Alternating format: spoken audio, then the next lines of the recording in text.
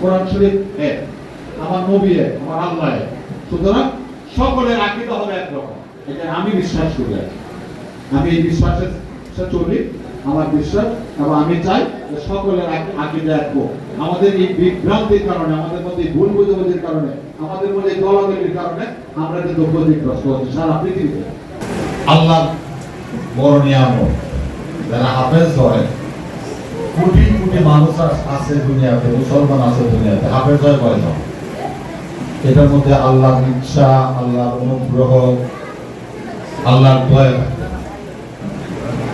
তোমরা যে বয়সে হাফেজ হয়েছ, এই বয়সে আমি মক্তবে লেখাপড়া করি। আলেফ বা তাসা, তখন বয়স এখন আলেফ বা তাসা, তখন আলেফ বে তে সে আমরা যখন পড়ি তখন ছিল উচ্চারণ এইরকম। তখন তো উচ্চারণ আলেফ বে তে সে এটা করছি আমরা, জিম হা গা দাল দাল রাজা। হ্যাঁ, এখন কিন্তু উচ্চারণটা চেঞ্জ হয়েছে, এটা শুদ্ধ।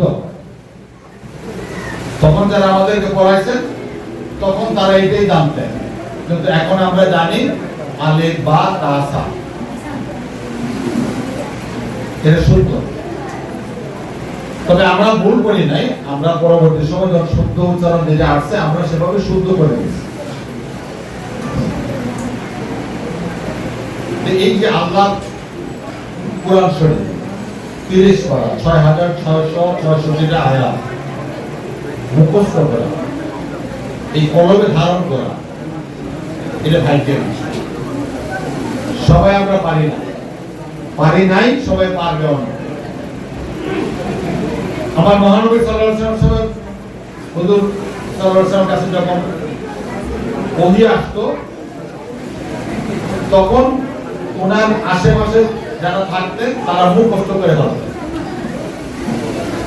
এই ওহী, এই কোরআন শরীফ কেমনে নাযিল হয়েছে? তখন তো এরকম প্রিন্ট প্রেস ছিল না, এরকম কম্পিউটার ছিল না, এরকম সুবিধা ছিল না যেটাকে সাথে সাথে কম্পিউটার করে প্রিন্ট করে বাইর করার সুযোগ ছিল না।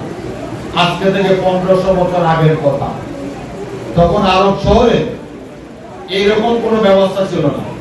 কিতাব আকারে যখন প্রকাশ করা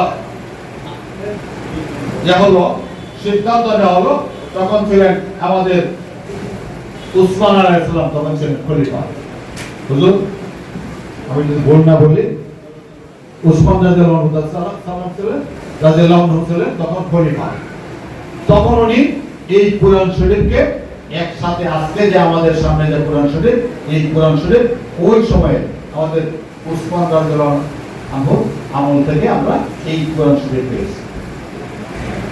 তখনকার হাফেজ সাহেবরা আর এখনের হাফেজ সাহেবদের মধ্যে কোনো পার্থক্য নাই, তবে তারা সাথে সাথে সেটা ধারণ করতেন এবং এটাকে পরবর্তী সময় তারা করতেন, আমল করতেন এবং সেই ভাবে তারা লিপিবদ্ধ করে রাখতেন। আজকে কোরআন শরীফ আমরা প্রিন্টিং আকারে আমরা পেয়েছি, কত রকমের প্রিন্ট, কত রকমের সুন্দর সুন্দর ছাপায় আমরা পেয়েছি, কিন্তু আমরা আমল করি না।